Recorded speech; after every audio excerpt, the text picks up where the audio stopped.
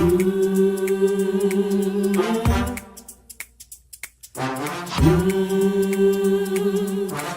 talk to God.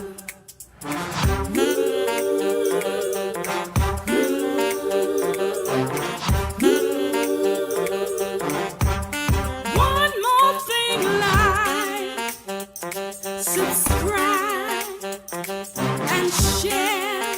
Come on, let's talk to God. Woo!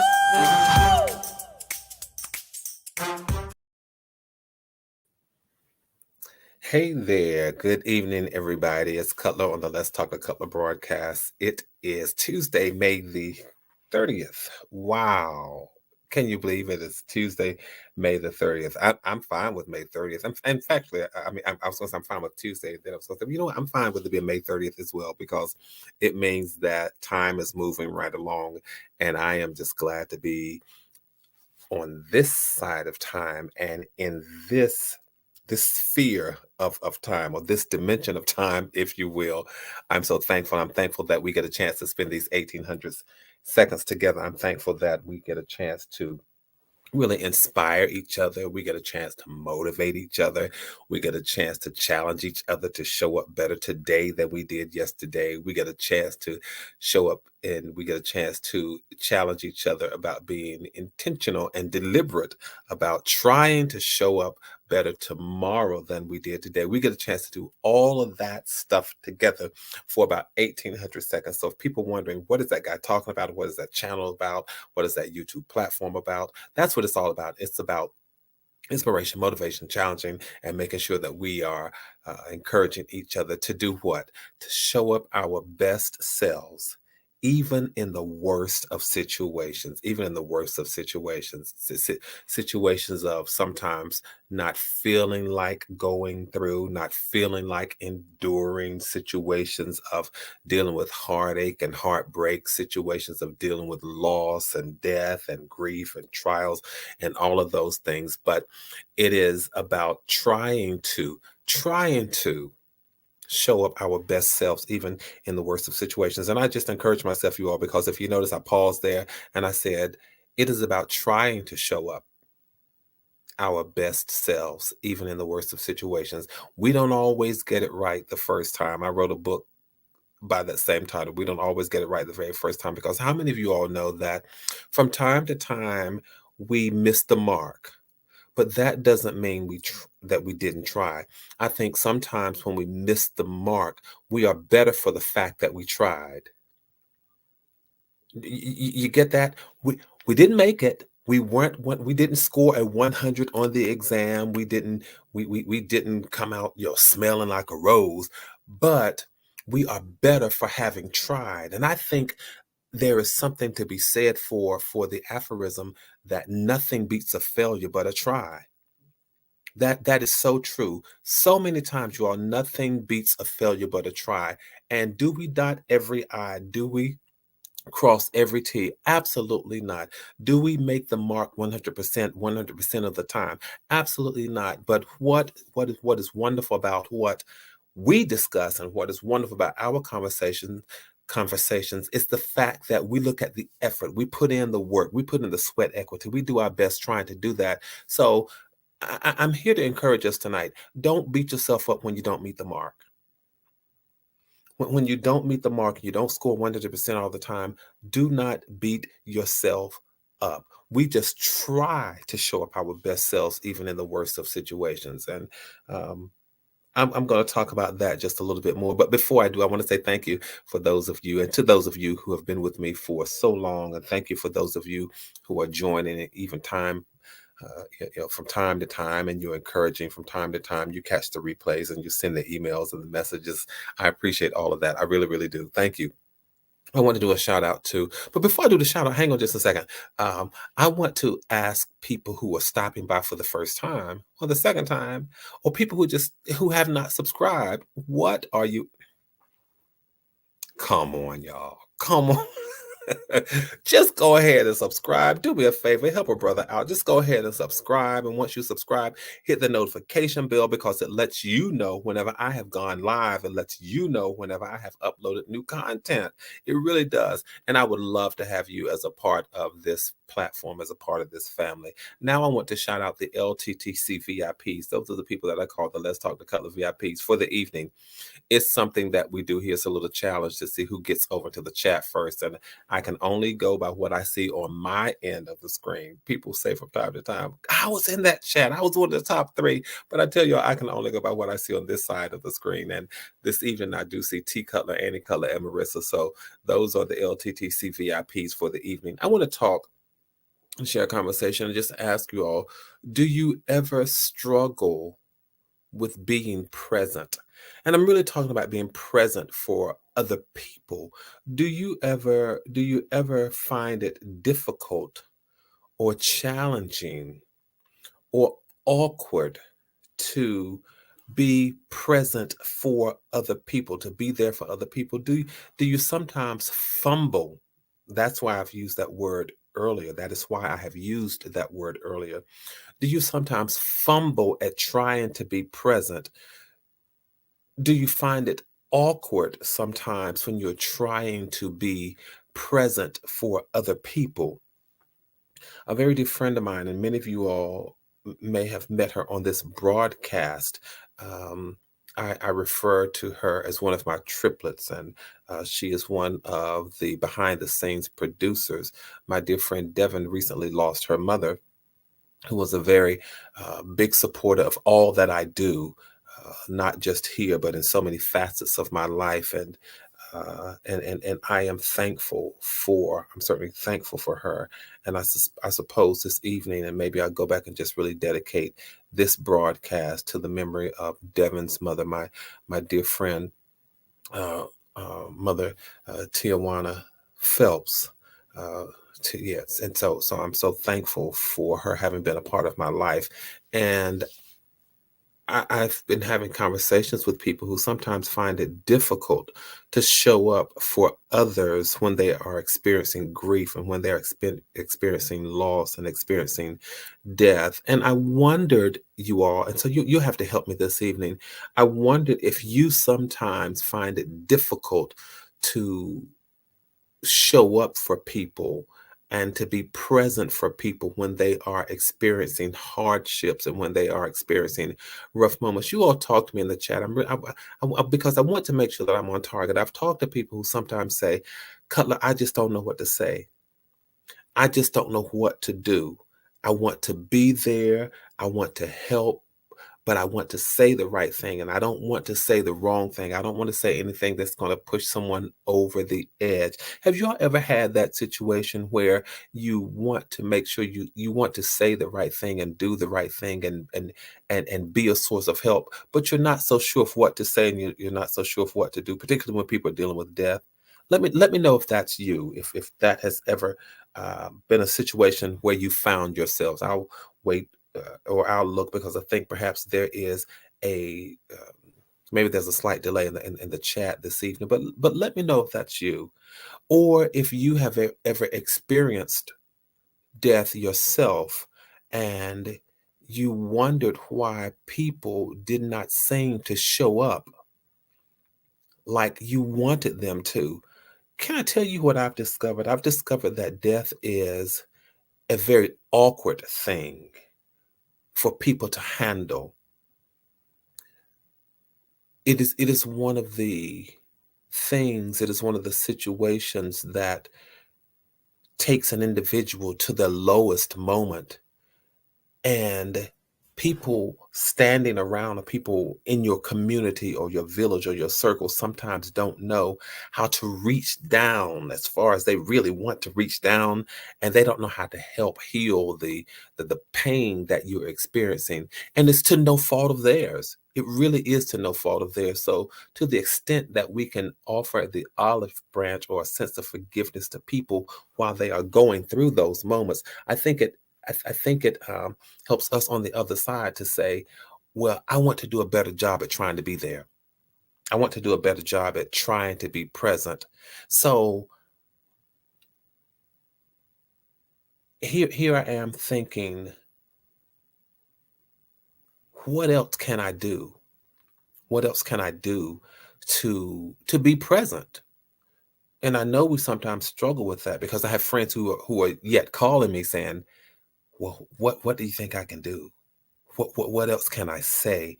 And I I have to admit, um, after saying a few things or giving so many suggestions, as much as I talk, you all, as much as much, Yvonne, thank you. I see you saying yes, good evening, and that's me. As much as you all are saying, um, as much as you all are used to hearing me talk, there are some times when I struggle with trying to find somewhere within my reservoir of wisdom and knowledge or experience the right things to say, the right things to do, or the right counsel or the right advice to give after I've said so many things. And I want to talk about that. But you all, I also want to say I know the month of May has now for me it will be ups and downs and ins and outs and roundabouts and all that kind of stuff.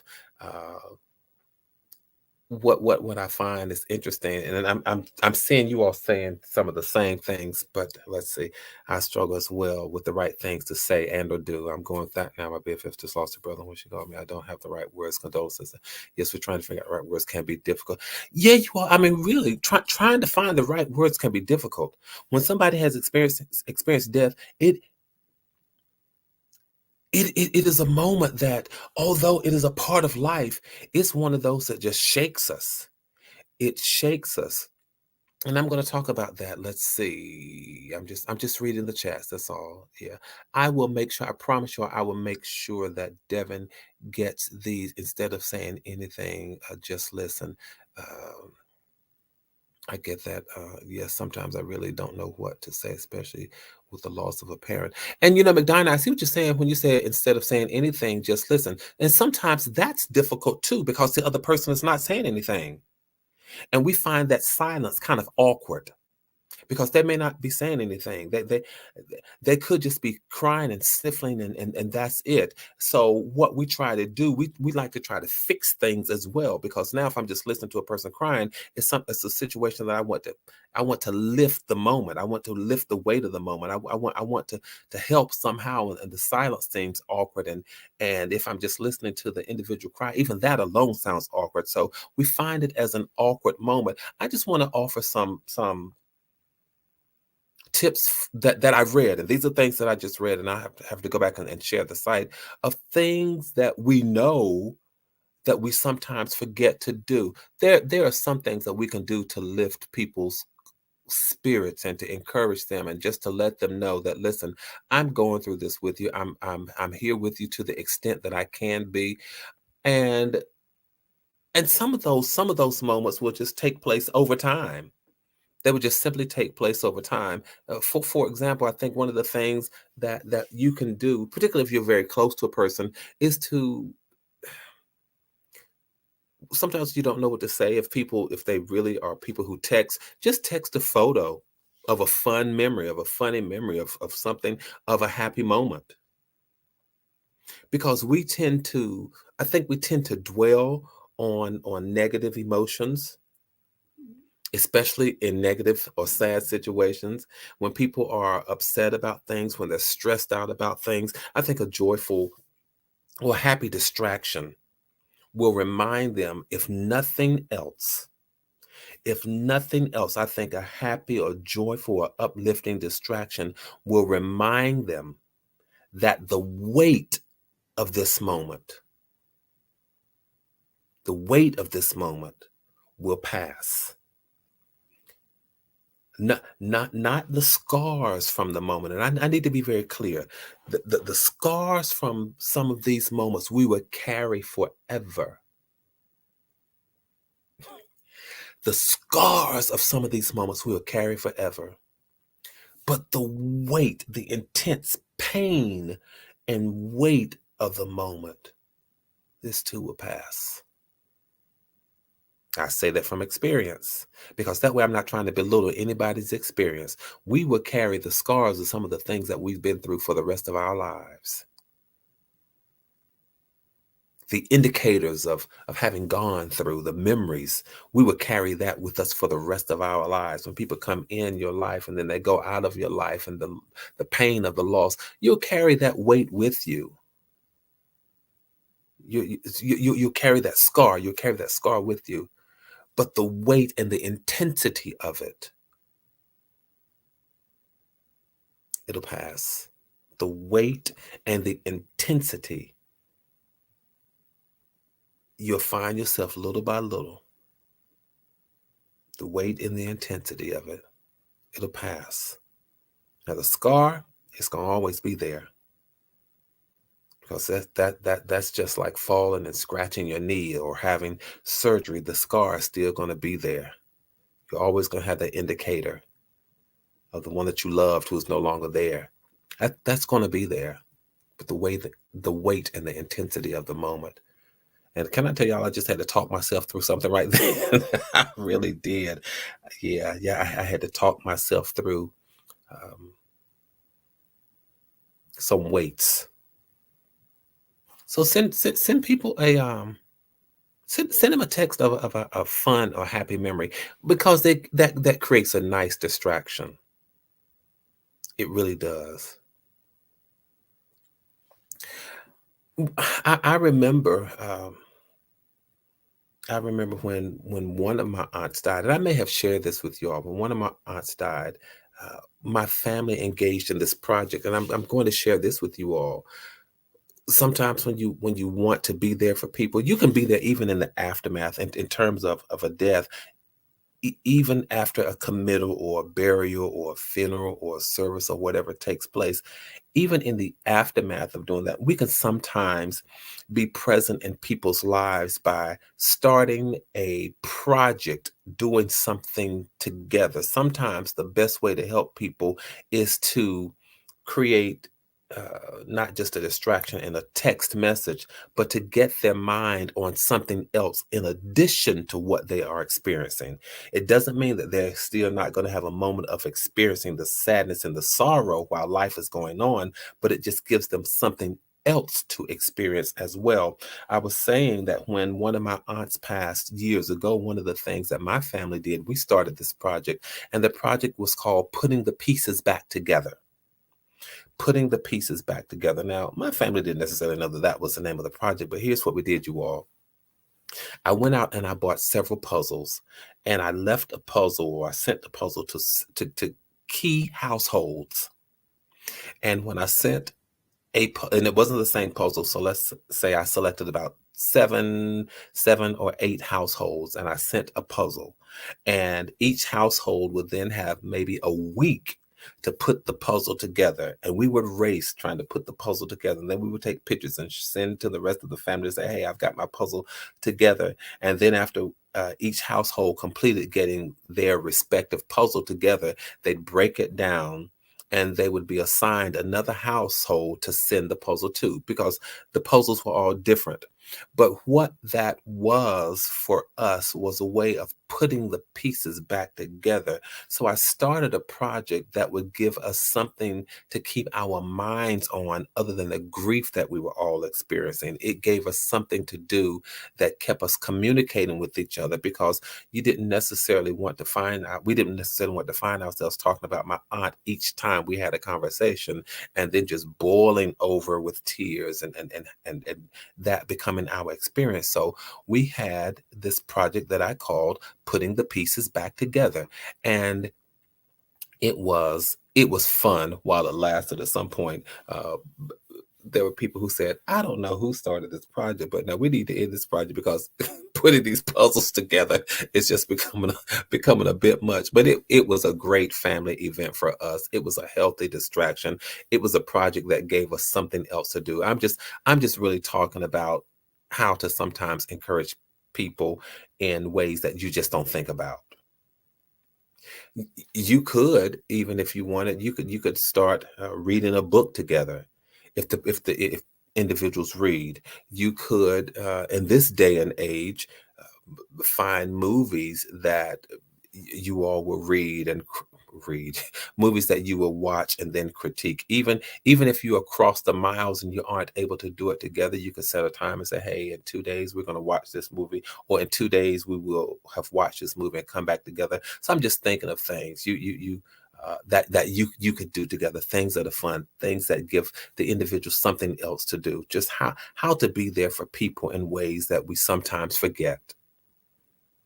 Because I know if you're anything like I am, you sometimes find awkward moments, and you sometimes find awkward situations that are awkward for you and for them. Because how many of you all know that we're not always perfect? We're not always perfect in every situation. And we do our best, but we sometimes miss the mark. So I'm just thinking of those situations. And one of the things that I think is most helpful for us, you all, is to just acknowledge the feelings of the individual, acknowledge what they're going through. Nobody wants to feel like their emotions are irrational, or that their emotions have been ignored, or that their emotions have been dismissed, or that their emotions have been disregarded. Nobody wants to feel like that. And when people look for comfort from other, one of the things that they are seeking in their emotional lows is a recognition of the fact that they are having those emotions. A lot of times when people are having that sadness and that sorrow, they're looking for safe places to just to demonstrate, or to execute, or to express. That's the word I'm looking for. A lot of times they're just looking for safe places to express how and what they are feeling. After my uncle passed a few days later, we went apple picking to make some of his favorite apple recipes.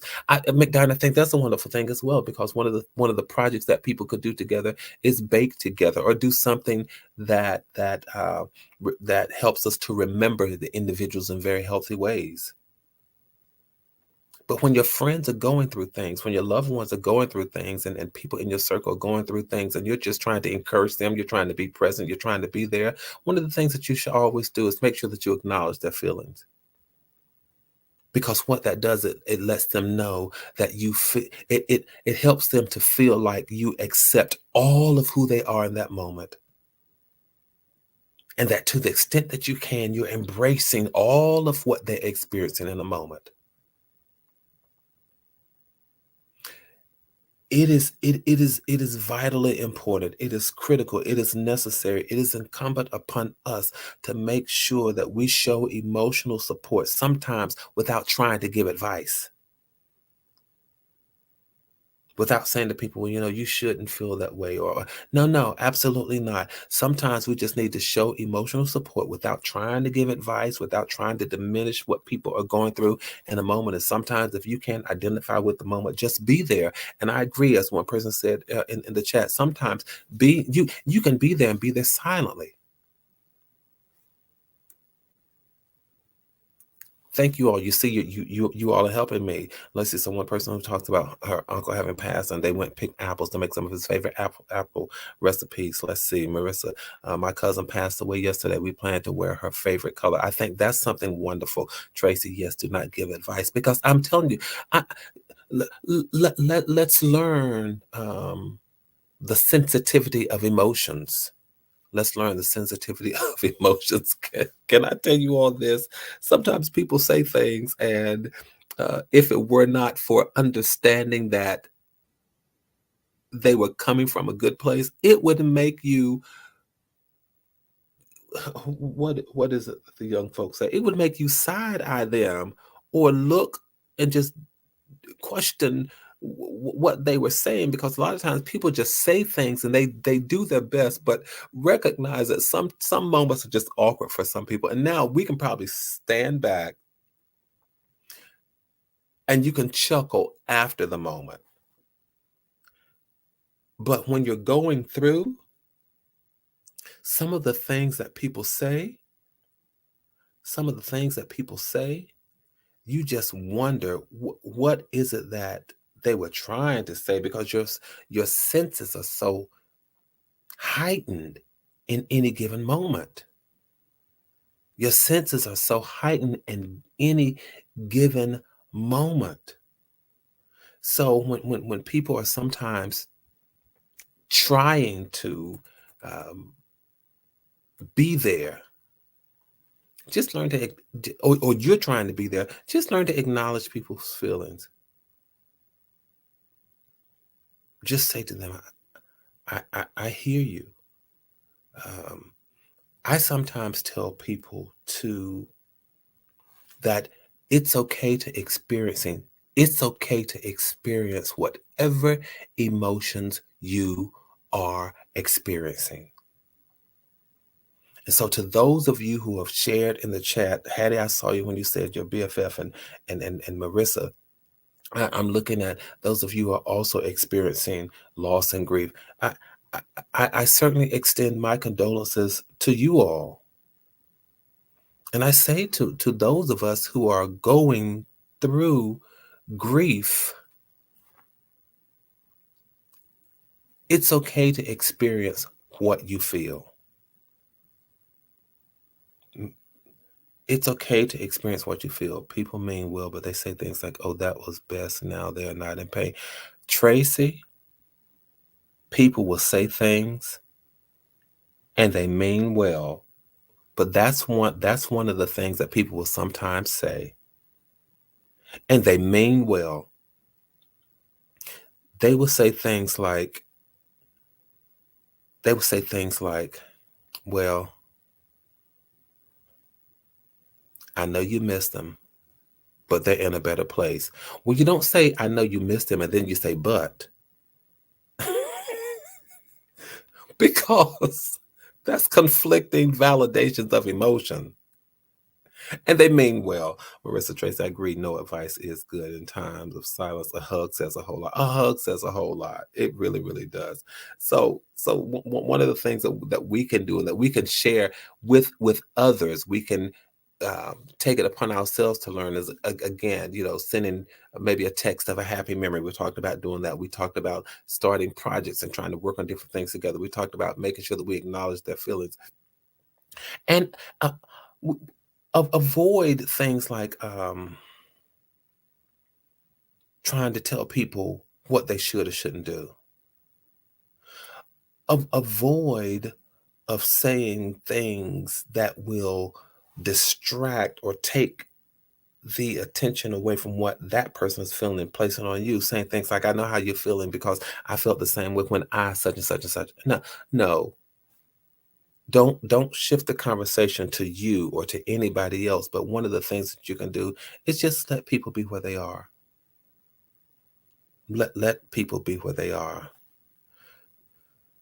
Awkward moments. And these are moments that we fumble through. No doubt, even after having this conversation, we will think about it, but we'll be caught in just an awkward moment. In an awkward moment. So you all tell me if you've ever been caught in awkward moments. I'm wondering, what did you say? How did you navigate some of these awkward moments? Now, your responses may indeed make me chuckle, but I'm wondering, how did you navigate the awkward moments if you went to comfort someone who was dealing with a loss, or dealing with grief, dealing with a moment of bereavement?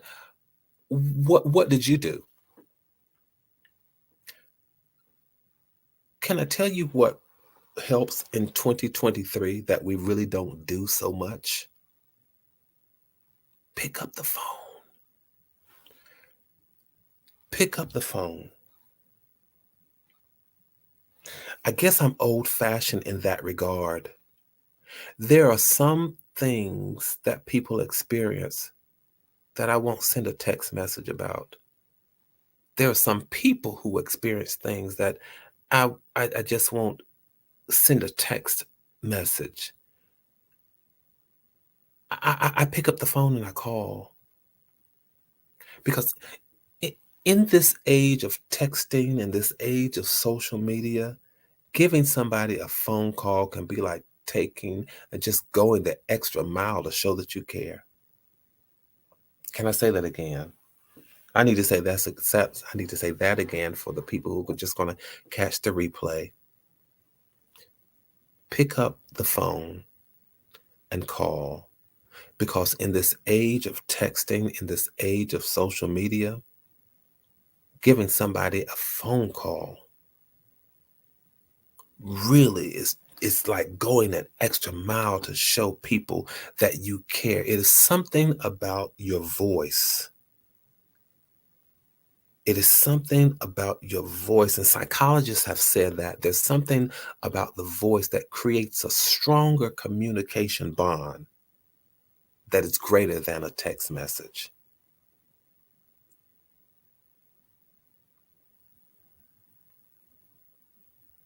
I think if we just consider how we feel and how what we would appreciate. So pick up the phone. I know we talk about texting pictures and sending happy text messages and all of that, but can I tell you all, picking up the phone, picking up the phone, letting them hear your voice, simply saying, Tracy, you're right, simply saying, I am sorry for your loss. Can we get back to that? You don't even have to stay on the phone a long time. You can simply say, listen, I don't know what else to say. I wanted you to hear my voice. I want you to know I am sorry for your loss. You don't have to go into a thesis. You don't have to go into a dissertation. You don't have to go into a long conversation. Just simply say, I wanted you to hear my voice. And I wanted you to know that I'm sorry for your loss. Do not say, it's going to be all right. Don't say that. Because in a moment of that depth, of that despair, you can't make me a promise. You can't promise me something that you're going to, you can't promise me something that you cannot execute or fulfill. You may have it in your heart of hearts or down in the depth of your soul that this too will pass. But you can't say to me it's going to be all right. Simply think about it, process it. I'm sorry for your loss. I want you to hear my voice. And so I just wanted to share that with us this evening, you all, because I know a lot of times we do fumble. We fumble through moments like this. We fumble through situations like this. We fumble through circumstances like this. And we wonder, what is the right thing to say, the best thing to do? Cutler, how do I show up in those moments, my best self? Because those are awkward moments.